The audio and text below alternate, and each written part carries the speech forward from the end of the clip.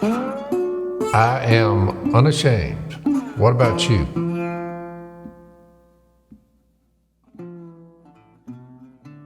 So we're back on Unashamed. We finally talked Dad into taking the day off and I was surprised. resting a little I'll bit. tell you Trying to rest this. that back. You want to hear something funny?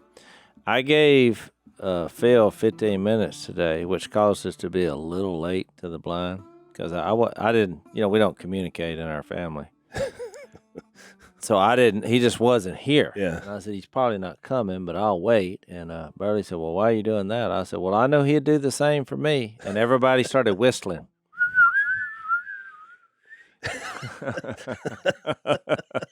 No, he would not have waited, but we waited to make sure. And we went to the same hole we went yesterday as to not disturb anything so you wouldn't miss anything. And we actually had a decent hunt. It was good.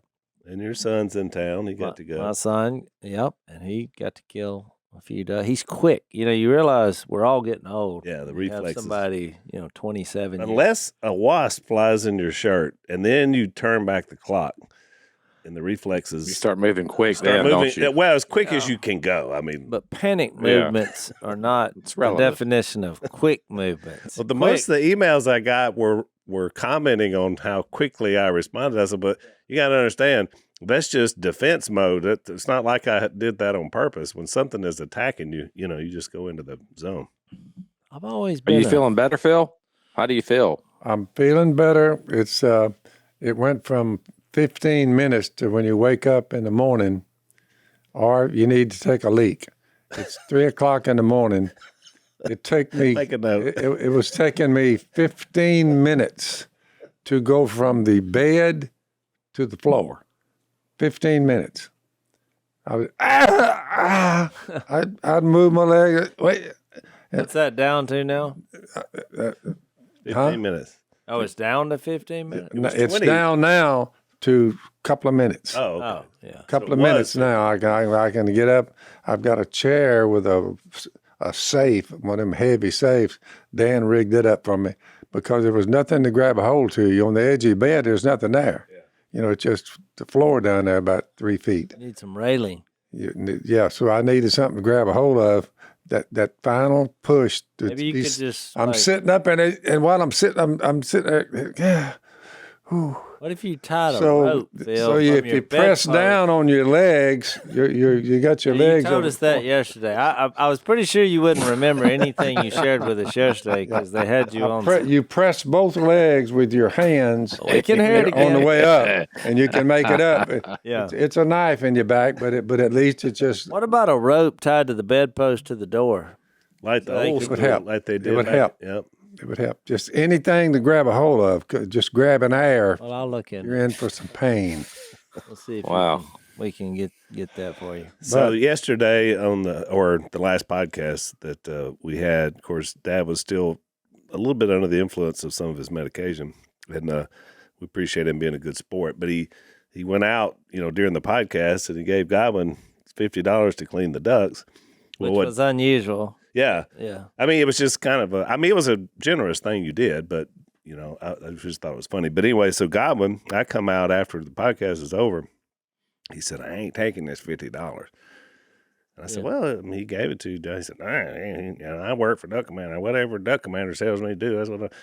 But so that was a Godwin impersonation for you. Yeah, for you that don't know Godwin. He's one of He did an outstanding job with the ducks. They did. They look great. Well, if you pay people $50 for cleaning ducks, I guarantee you, it'll bring out the best in you. The $50 sometimes, even in America, it's a motivator. So here's what he did, Dad, that you didn't know about till I told you this morning. So you left your coffee thermos here, and so he took your thermos and he unscrewed the cap and he stuck that $50 in your cup, screwed it back on. He said, "Here, give this to Phil." I said, "All right." So I took it back over there with the ducks yesterday, but you'd already gone to bed. And so I told Mom about you doing that, and I said, but he stuck it in that thing for Dad, and she went right over there and screwed the top and just slid that 50 right out. Yeah, you ain't gonna get that 50 past her. It was like a vacuum cleaner. Well, after listening to my daughters, Kay needs that to buy some more egg whites because they told me about the baking the pies. So she's baking the pies, and my two daughters are baking cookies simultaneously at your house. Have you heard this story? I heard He it last was night, there. He was- and it was the biggest bunch of bull I ever heard in my life. So, They lost a bowl of egg whites no, they found them in the cookies. in the cookies. They finally found them. Well, but they made the cookies not taste good. Yes, you don't want to So, dump but 12 egg whites. They're like, we can't find the bowl of egg whites, but these cookies taste terrible. Like they Yeah. have too much egg whites. They didn't know what happened to the egg whites. They all got to looking. Mia finally said, Finally, they tracked down the bowl that they were in, and they said, "Is it possible you could have taken these egg whites and made those cookies?" And somebody looked at them. They said, "Well, they were bad cookies, but they were made out of egg whites." Well, So- the problem is they you- were making meringue out Yeah. of the egg whites. So the problem is you had the young up and coming cooks that are learning, and the one fading cook that she knows a lot, but she can't always remember everything. Together, they needed one more person. They needed like a middle gap in there, which Like Alex an intermediate. Alex had been Your there daughter did an outstanding She was job. there earlier. She helped mom do all the pies up to that point, and she had left the egg whites there, and they kept calling her. She said she got cut four up the onions. four calls. She'd come in and show me. She said, "Are these the size cut ups you want?" And I said, "They're too small." I said, "Make those a little bigger for dressing." So Yeah. she did that. So I've got all these veggies that onion, bell pepper, celery, probably a little rack of garlic. I got all that going into meal cornbread. So we're having our Thanksgiving tonight, which is a couple of days before Thanksgiving when you finally hear this. But so Dad traditionally makes our dressing, which really goes back to your mom's dressing. right to And her it is recipe. delicious. I mean, it's really good. I think that's how the term potluck got started because the older people get, it becomes. So this podcast is sponsored by Faithful Counseling.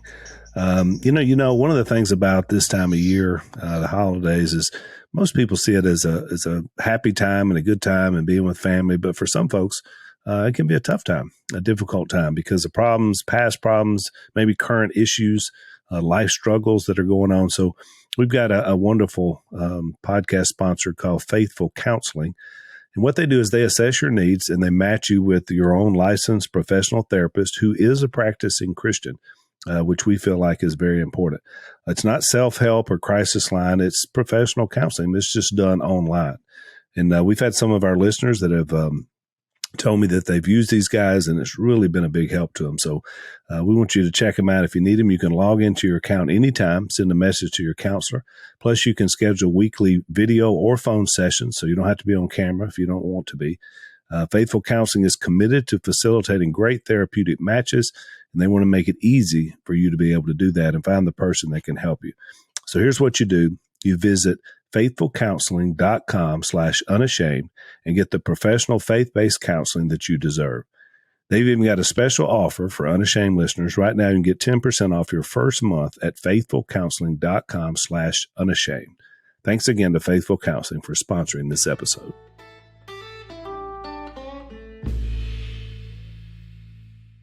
A little bit of hit or miss. There's a hit or miss on whether you got the ingredients that were intended or remembered That's correct. in the actual pot. I never thought I about was that. monitoring all that. Well, because I'm almost home. You got to go back and get the rub sage. Turn it around. Go back. We forgot the sage. who was this doing the turnaround? It was Dan. Oh, Dan the Then man. he got down a little bit further, and Dad didn't have any ibuprofen. Back for ibuprofen. Yeah. so Mia walked in last night and she said, "I just want to know. So when we gather up as a family, for the record, these cookies had way too many egg whites in them, and it was not my fault." Because she said someone. you have to, that's a Robertson move. You have to Yeah. assess blame, Of and you course. have to divest yourself of any potential blame. Yeah. So you have raised her well, Jace. But we have duck and dressing. The ducks, they've been on for 2 hours, so we're about 45 minutes out. When they're leg, you can the leg will pull off as you pull up on a duck. That's when the duck's ready for duck dressing. So that's your tester. Yeah, that's right. When the leg is. I'm after the broth more than the ducks, Yeah. but I'll have it arrayed. So if you grab the leg and it won't pull off, it's not ready yet. Yeah. But by the way, those ducks this year, I was really impressed on how fat they were this early in the year. Right. They're just as fat as they could be. And that's what makes the dressing so good, right? That's what makes it good. Duck fat that off of there. But it's a treat every year. And we have a big presentation when we take off the lid because Dad has the ducks arranged in a certain pattern. It's pretty cool. Yep. Duck dressing is we've been doing that since y'all were little children. Since I was as far back as We've I been can actually doing it. I have. My family structure is 7 kids, but I was the only one that zeroed in on make sure you know how to make this dressing because you'll lose it, lose the recipe. So have we passed that on to anybody yet? We got to get somebody. I think your daughter. Okay, good. You're one of your daughters. We got to make sure all these traditions keep going beyond. So, all right, y'all ready to get into Mark? Now, my first duck hunt this year on opening day, I could barely walk, but I made it to the blind. So I found myself just asleep on the blind floor, and it'd be boom, boom, boom, boom, boom, boom. Gunfire would go off, and I'm lying there, and I said, "So get them." They said, "We got 3 of them." I said, "How many got away?" "Well, 3 got away." I said, "Well, you got to shoot better than that." I'm lying on the blind floor dictating policy. You're directing from a semi-conscious state. I was part of the hunt, but didn't have enough strength to raise my gun. Well, I mean, Dad, none of us questioned your toughness to give it the college try, but I'm glad you. But I will be there in the morning, and I think I can make it now. All right, we'll see how that goes. And I can't wait for you to see the podcast yesterday so you can see what all happened here. It was pretty funny. Yeah. All right, so we're in Mark chapter 12 is where we left off. Are we going to do this marriage at the resurrection? Yeah, that's where we're at. We're It's a doozy. This is another controversial paragraph. just to catch everybody up because it's been a couple of podcasts since we talked about this. So we're kind of in that mode where all the enemies are aligning. Which, by the way, Jason, did I say on podcast about The Chosen? Did I mention The Chosen? They did the movie debut, the past weekend. Yeah, that was this past week. And they were number either 2 or 3 out of all the movies in America. I mean, huge, like that. huge. Yeah, that's a good sign. Let's win. hope that. I hope that I saw that. And I was like, I hope our movie does well too. I think there's an audience for the people. There's not a lot of good movies out right now. Right. I mean, honestly. So, I mean, Well, I was impressed. Like their first 2 episodes Right. of season 3. Yeah, and I think they only were going to do it like a weekend. It wasn't like it's going to keep going. Well, we were supposed to go, and but then I think I read it did over $10 million. Which is a lot for an opening weekend. I mean, Exactly. that's a. well, it's well done. Yeah. I mean, I was so excited when we went to the set this year. I told y'all in an earlier podcast, back up about 100, you'll get that take. But I was surprised at how.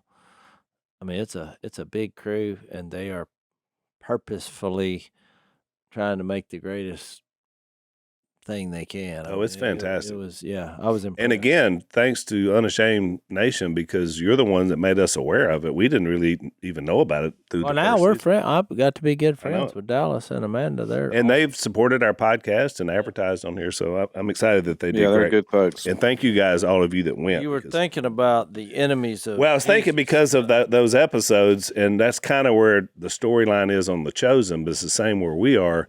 These enemies are lining up against Jesus, and we talked about the Herodians and getting together with the Pharisees before. Then they come in, they try to include, which they really set the trap on the Roman, because ultimately that's where it's going to run into. Well, this guy says he's bigger than Caesar. We get into that later with Pilate. Yeah. So now we have the Sadducees come along, which is let's and Go keep ahead. in mind too that the context of this is like the temple is at the center of this discussion. Like this is at the center of the conflict. He I just think that's cleared going to it. matter. Yeah, he cleared it in Yeah, chapter he just 11. cleared it. Yeah, because we're going to in chapter 13, we're going to get into what's called the Olivet Discourse, where Jesus is on the Mount of Olives, and he gives this discourse that we're going to. It's important for where the discussion is going, particularly where Jesus is headed. So the conflict the enemies that are coming at Jesus and are kind of coalescing against him at the center of the controversy is this idea of the temple, which is supposed to be the place where kind of heaven and earth meet. So I wanted to throw that in there. Well, and I think people had the wrong view of Jesus, even the religious leaders and some of his followers, the thinking that he was going to redeem Israel from Rome and we're going to take over the world, and because this guy can produce food from thin air. Right. He can raise the dead, heal the sick, all these kind of, if you put Jesus, because you see all these cheesy movies when they give kids drugs and train them to be like a weapon for the military. They're always stupid, and it's like, but we actually, if you were looking at Jesus from a battle standpoint, well, he's the ultimate warrior here. I don't care what the movie said. This guy, he can raise the dead, heal the sick, produce food out of thin air, calm storms. Well, how are you going to beat him? He's done all you can do to show you that you can't do what he does. Don't mess with him in any kind of scrap. And yet they did. Let's take our first break. So we know that healthcare is a big issue. It's not working very well. The system is broken and has been for quite a while. Now's the time to take charge of your healthcare decisions.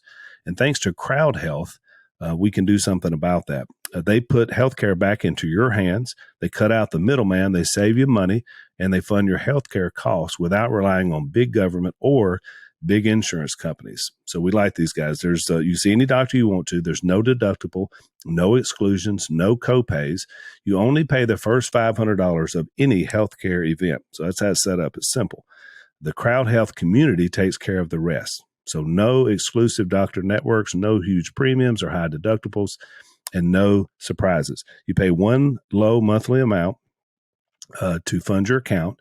Your monthly subscription helps fund healthcare costs for the entire community. So unlike insurance, there are no doctor networks, so you can see any doctor that you want to see. It gives you peace of mind and lets you know that you're helping other folks as well as them helping you. So take charge of your healthcare today with Crowd Health.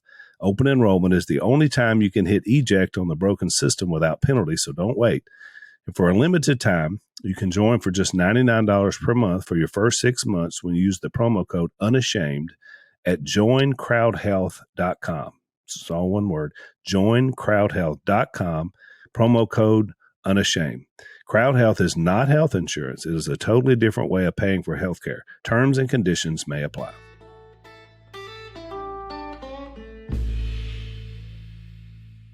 Well, they did because they viewed his compassion and these spirit-filled qualities as weakness. He named the three groups that would kill him. He began to teach them that the Son of Man, this is Mark chapter 8, first time this has been brought up on what he was there for, why he came. To teach them the Son of Man must suffer. He must suffer, see, not going to, must. And many things, suffer many things. And he'll be rejected by the elders, highly religious people, chief priests, higher religious people, and teachers of the law. The epitome of goodness, love, joy, the fruit of the Spirit. He must be killed. He's saying this about himself. I must be killed. And after 3 days, rise again. He spoke plainly about this. And Peter and them took him on the side and said, what in the world are you talking about? That's never going to happen. And he's saying, oh, that's going to happen. That's what I'm here for. They just couldn't grasp the weight of the sins of the world being on his back, on whether he does this or not. Yeah. Somebody needs to tell Burley to shut them dogs. If you hear some dogs barking, it's hunting season. These are Blue's offspring, my prize lab, who now is old and gray, but his They brought his pups with him.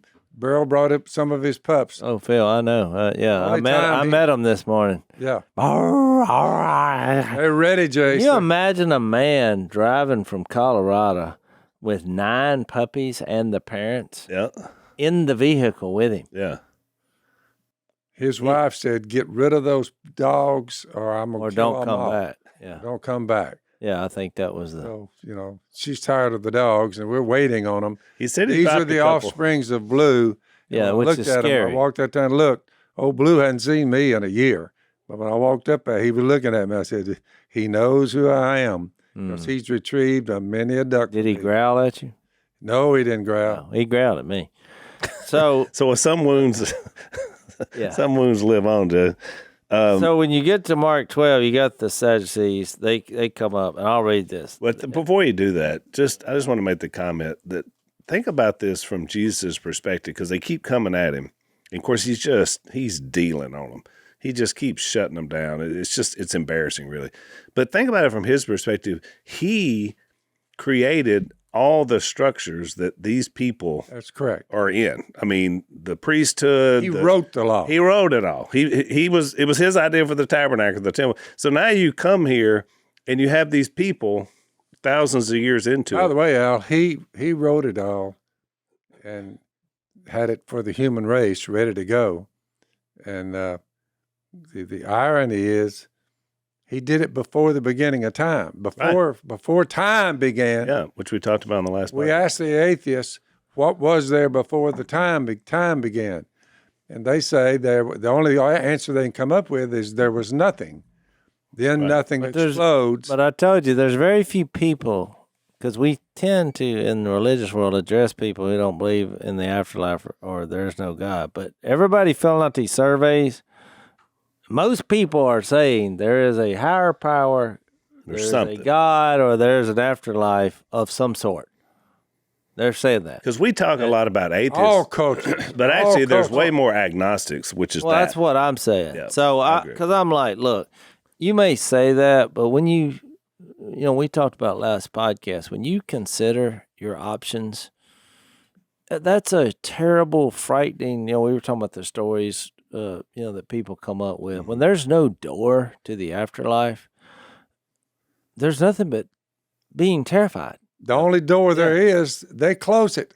So I think deep down, people, they may come across like, oh, yeah, this is just the afterlife is such something for, what they say, weak people who need some kind of crutch. But bottom line is, most people Don't you think, Jace, that the pandemic proved what you're saying? I mean, look at the fear and panic that happened to people over this virus. I mean, Their fear of death. I mean, it was I on mean, steroids. that is the accusation. Some people say, yeah, you guys believe you're just latching on to Christianity as a crutch, as Jace just said. I've heard that a lot, but I'm like, but why? Like, why do we need a crutch? Where does that come from? Where does the longing for more? That what you're testifying. Even in that, you're testifying to the spiritual dynamic of who we are, and that inner longing. As I said in the last podcast, the writer of Ecclesiastes says God has put eternity in the hearts of men. And yeah, it's not a crutch, but yeah, we're longing for more. I mean, I don't know what you call that. Even but if I mean, it was there a is that. crutch, it's Even if it was a crutch, I'm it's a like, good okay. one. Well, I would say it's more than a crutch. We don't need a crutch. We need a resurrection. We need to be brought back from the dead. We're not looking for help. We're looking for God to completely come in and take us and bring us into to eternity. We're looking for a fix to it all. Don't you think, Zach, that's why cynicism is so strong with agnostics? I mean, you look at Christianity and say, it's always a very cynical approach to it. Oh, here are these people with their Jesus and their this, To that. me, that's more of a difference in they want a savior and not a Lord. I mean, when you're this next paragraph, he's going to talk about the Lord is one, the Lord your God. That's where people have the problem. Because most people believe, not only do they believe in the afterlife, they believe most people's going to make it. I saw the numbers. I looked at them ad nauseum. Whether you're a Christian or not, most people think that if you're a pretty good person, whatever that means, you're in. That's just what they think. Yeah, just be careful on defining what that means because it's Well, I'm probably just, gonna. that's what it said. Pretty good. Yeah, I mean, I person. think your definition of a good person is usually a description of yourself, right? But in the context here of Mark 12, we're dealing with the Sadducees, and I don't know who. I heard this when I was a kid, and it stuck with me. It always helped me remember the difference between the Sadducees and the Pharisees. That the Sadducees did not believe in a resurrection. That's why they were sad. You guys ever heard that? No, They were I've used that Sadducee. before. I Yeah, used that's a that good like one. 450 podcasts ago. I think what Okay, well. I think what we It's time to missed, revive it. the naysayers, I think they missed that for God, after John 3:16, whoever one quotes, God so loved the world, he sent his only begotten Son, whoever believes in him won't perish but have eternal life. For God did not send his Son into the world to condemn the world. They set up this argument that well, he's condemning us. He's saying we're all bad and none of us are good, and the weight of it all is on himself. And by proxy, you're condemning us because you followed. He didn't come to that's true. condemn the world, but to save the world through him. Whoever believes in him is not condemned, but whoever does not believe stands condemned already because he has not believed in the name of God's one and only Son. And then there's a verdict that's given before it happens. This is the verdict. Jesus has not died yet, but he's fixing to. Light is coming to the world, point one. But men love darkness instead of light because their deeds were evil. That's exactly what it is. Their deeds are evil, but they just hate to say, all right, I'm guilty as charged. All they have to say is admit is they're guilty as charged. But here's the solution. This one here will solve your problem. And they just don't like the hill. Well, that's why I said it's the Lord. Admit, okay, I've done some But evil when you things. acknowledge Jesus as Lord, you're then relinquishing control, and you're That's right. saying that I can't do it, and that That's you're right. humbling yourself. And It's people, pride. they don't want to do that. But I will. It's worthy of note that all these people who believe in the afterlife, I think the numbers were like 75 to 80% believe in a heaven of some sort, but only believing in hell was like 40 or 50%. So that's just where people are. They're like, not so much on hell, but heaven, some version of it, even if you have to make it up yourself. Yeah, it's out there. So Before you read that, read this, let's take a break. So the Bible tells us that we should protect our eyes, because when you protect your eyes, you protect your heart. I think it was Job 31, where Job said he made a covenant with his eyes not to look lustfully at a girl. So we can see, even from the ancient times, that lust has been an issue as long as men and women have been on the earth. And it's especially an issue in our culture here in the U.S. And so we know it's a problem. And we have a wonderful sponsor called Covenant Eyes that has been helping people move to a porn-free life. And I've known about these guys since their inception, over 22 years. They've been helping folks, over 1.5 million people. So we know it's not always easy and comfortable to talk about this topic, but at the same time, I've heard from many of you out there in Unashamed Nation to know that it's a problem, and these folks can help you. See for yourself what a porn-free life can look like and protect your family as a bonus to that. Right now, Covenant Eyes is offering a free trial for 30 days if you sign up today with the promo code Phil. So you have nothing to lose but a lot to gain. Visit coveyes.com/Phil. That's Coveyes, COVEYES, coveyes.com/Phil.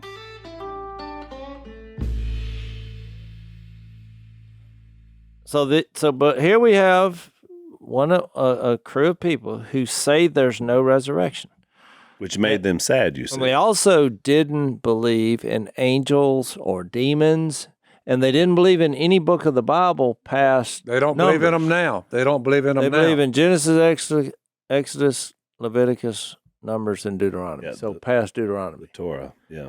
which is why Jesus, that's important, because he's going to give them a quote from the book of Exodus later, because he knew, they read this. So here you go. That's why it seems confusing, his answer, but you got to remember who he was talking to. So they came to the question, teacher, they said, which, look, teacher is they were acknowledging that he's not a Dumbo. What's your chapter and verse for that We're now? 12, 18. 12, Mark. 18. Mark 12, 18. Teacher, they said, Moses wrote for us that if a man's brother dies and leaves a wife but no children, the man must marry the widow and have children for his brother.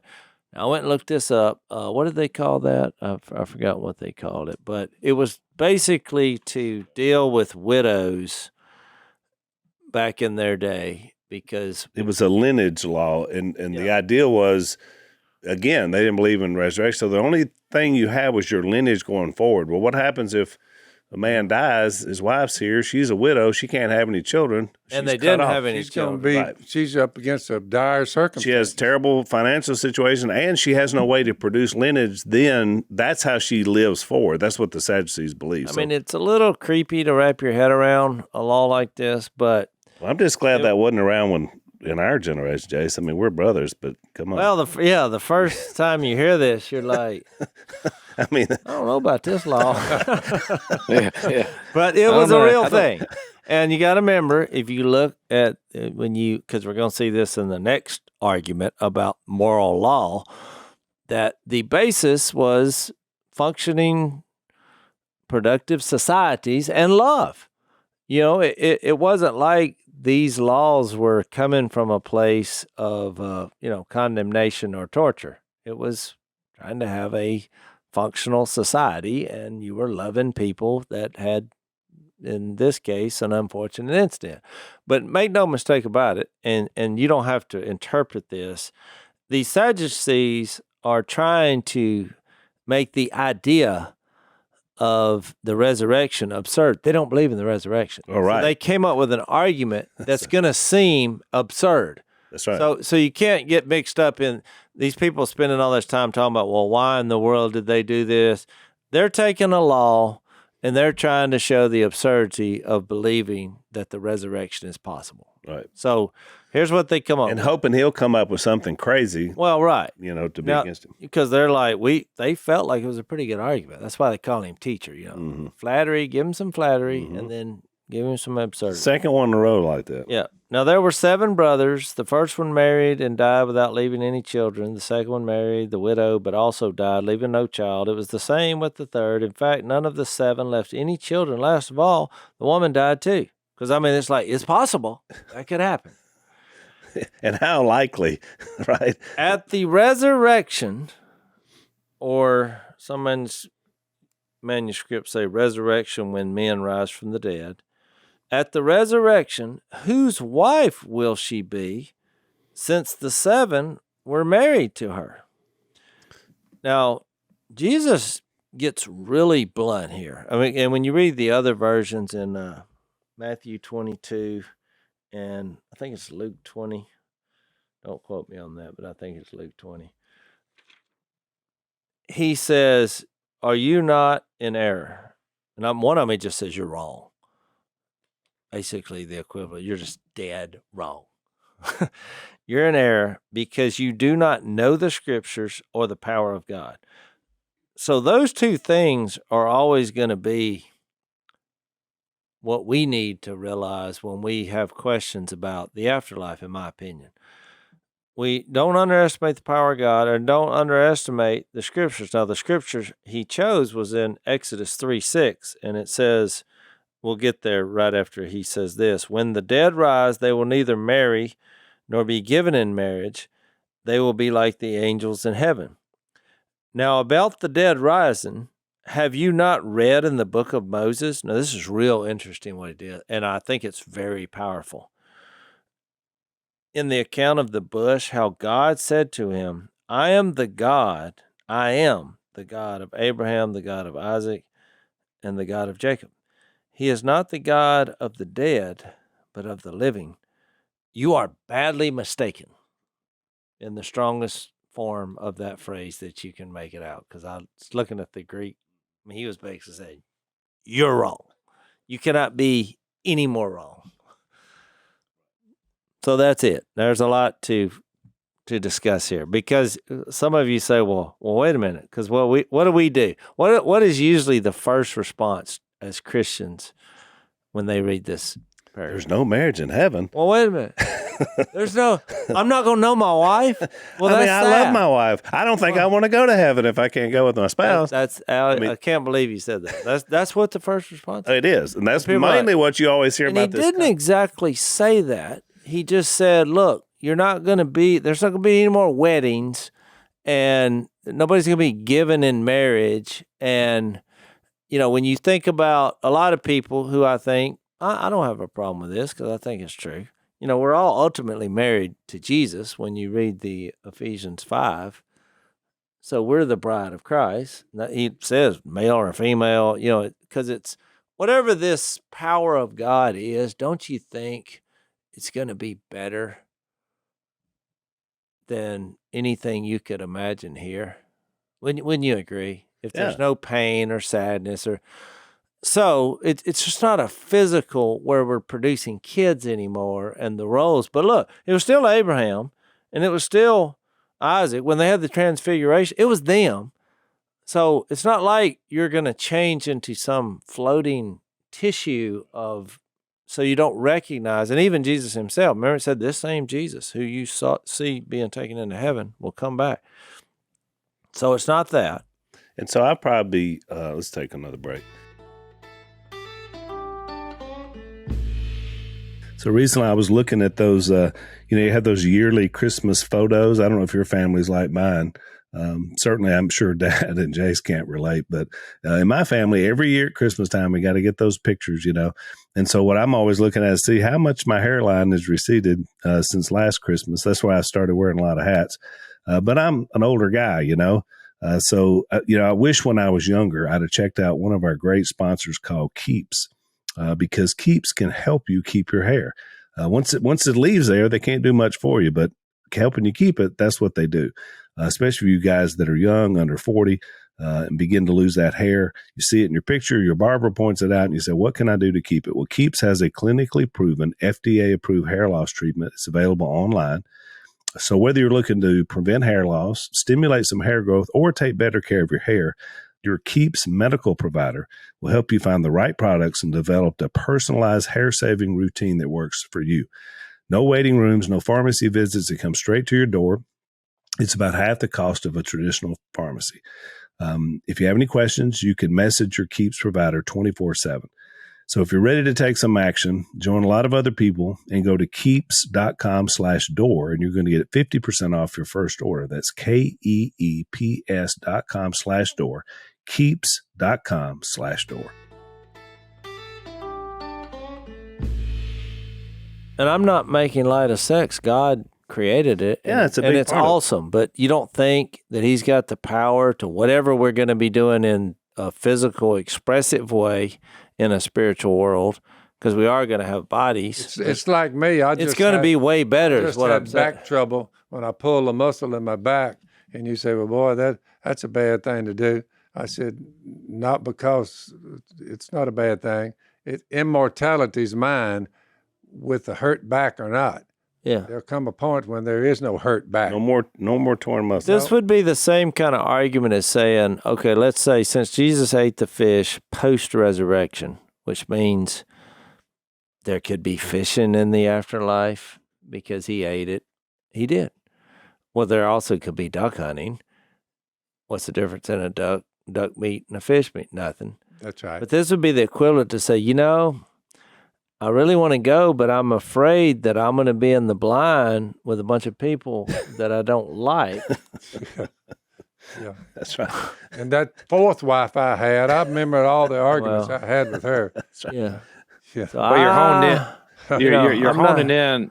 It's because you're honing in, or they were honing in on something that was insignificant in the grand scheme of the big picture as they're approaching Jesus. So they're thinking about, they're asking a question about these brothers who died.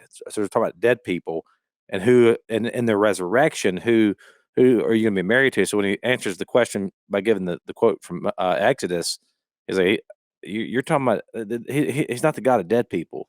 He's a God of who's living. he's That's just correct. expanding the picture out. I mean, I think that's the point, because it's like, I love this verse because it's not like he doesn't just answer it where it can be like summed up and tidied up real neat. And the reason why is because they're asking a question in a framework that's very small and very limited. And then Jesus's answer is to essentially obliterate that entire spectrum. And he's answering the question in a completely different paradigm. And that's why he gives that quote out of Exodus when he says here, I am the God of Abraham and the God of Isaac and the God of Jacob. And he follows up with, he's not the God of the dead, but of the living. You are greatly mistaken. In other words, you do not understand even what you're talking about. Like you're in a whole nother realm. Well, we're just trying to apply earthly sense to the heavenly and the eternal, and you're just not. It reminds me of that quote that when they interviewed Barbara Bush before she died, they said, "Do you want to know what your eulogy says?" Or so they asked her before she died, and she said, "No, I don't, but I'll be watching." And they were like, "What?" Because she was, in her mind, whatever they come up with, I'm not dying. But, the reporter had a problem with that. It was like, you'll be watching. You know what it's like though? It's like when you're a kid, and I've been in college ministry, I heard this a lot of times, and even my own kids have said it, and I thought, man, I want Jesus to come back, but I'd like to do A, B, C, and D first. I want to get married first, right? I want to have kids. Whatever your thing is that you think, man, I just want to do that first. And then, that's a misunderstanding. Like once you get older, and I hate to say this like this, but it's true. Like you get older. I'm 44 years old now, and I'm married. I've got 5 kids. I've built a business and all the things, and I love those things. But none of those things in and of themselves has fulfilled me. I can't be like the girl from Jerry Maguire and say, what does she say? You complete me, or Jerry Maguire said that. That's just not true. And as you get older, if you're walking in the Spirit, I think you learn to appreciate the things that God's given us as pointers to Him. And you're like, man, the older I get, the more I'm like, man, Jesus, come now. But when you're younger, a lot of times you think these other things are going to fulfill you. And you think that they're going to be the end of the fulfillment for you, and it's just not the case. There's way more, and I think that's kind of what they're getting at here too, is that there's more. There's just more. And I also think that he's speaking directly to his audience, which was the Sadducees, when he has that comment at the end, he is not the God of the dead. Well, these men believe you just die. Yeah. And that's it. But of the living, for to him all are alive. So then he's also saying, you boys better wise up. You have a chance here. He's for you, but you're going to have to open your mind. I mean, he's indirectly telling them there's a way to have access. There's a way to open the door. We told that morbid story last podcast about just waiting your whole life for the door to open, and then at the last second have it shut in your face. But that's what he came here to do, is to share that the eternal God has given you access through him, the man who you're now questioning and are trying to accuse and ultimately kill. But don't you think that these guys, they probably had been practicing this argument on the Pharisees that they're putting on Jesus now? Oh, and I'm sure they didn't really have an answer. They've been debating, and the Pharisees are like, oh man, that's a good one. And they're trying to, remember they got the huddles, they're huddling up trying to argue with each other. So they think they've got a pretty good thing here with this description, but everybody has said it. But Jesus basically says, look, so you're going to question me about the resurrection, which you don't believe in. You don't understand the scripture because it's there, but you also don't understand the power of God, because what he's saying is, I came from heaven, by the way. So you're going to question me on what happens there? I've been there. So again, it's like the whole thing is ridiculous at its face, but it shows you human arrogance at its ultimate. Because if you can come up with an argument, and don't you see this in current politics and everything else. Somebody comes up with a clever They exception, and they think, "Oh, we got this." powers that be are in a constant state of sneering at people who talk about life from the dead. God's the dead, the living. They sneer at that. Yeah. I mean, you expect me to believe that? I said, what else do you have? What else can you do to trump that? Right. I mean, it's eternity. And I get it that it's one you have to, if you look to believe. No, you don't see it. No, we see people go in the ground; they don't come back. So I get it that it's, you really got to have faith to believe it's possible. I mean, this isn't 101. This is 401. If you believe that God will raise people up, but is that ultimately not what it's all about? I mean, the heart of our faith and who we are is that's what God's going to do. And then we can guess about the heaven stuff, and we mentioned this earlier about what it's going to be like, but I can promise you this, as eternal beings, it's going to be fantastic. This is an option you can get in on, and it's being offered free of charge. If you would just listen to him, he said, I will raise you from the dead. I promise. I can't lie, and I promise you, this is going to be an anchor for your soul. But you got to remember, these Sadducees, when they heard this, it probably scared them, because the reason they didn't believe in the resurrection is they didn't believe in justice or judgment. And they were just a group of people who were like, look, just love everybody, and it's going to be okay. And he's basically backed them into a corner and said, oh, it's coming. Yep. And there is a God, and he's permanent, and he values the people he's with. I mean, which I think indirectly addressed them. What the irony is the next paragraph, the teachers of the law come back because they heard this answer, and then the very thing the Sadducees were known for, because they asked, which is the commandment, which is the most important, and he's like, love the Lord your God with all your soul, love your neighbor. So it's like, no matter who the enemy is, he's more extreme than either group, what he's representing. He's not saying this is not about love, because the Sadducees were like, oh, it's all about love, but they had a misunderstanding of what true love is. It wasn't deep enough. I mean, because God's love is the deepest love there is, which is what produced Jesus for us. So you're right, and there's a good tease for the next podcast we'll do, because it'll be another. Now we got a fourth group coming in. We already had the Pharisees, the Herodians, the Sadducees. Now teachers of the law are going to come in and take their little bite at the apple. So we're going to preview that a little bit in our overtime, and then we'll flesh that out deeper on the next podcast. If you want to follow us over, it's blazetv.com/unashamed.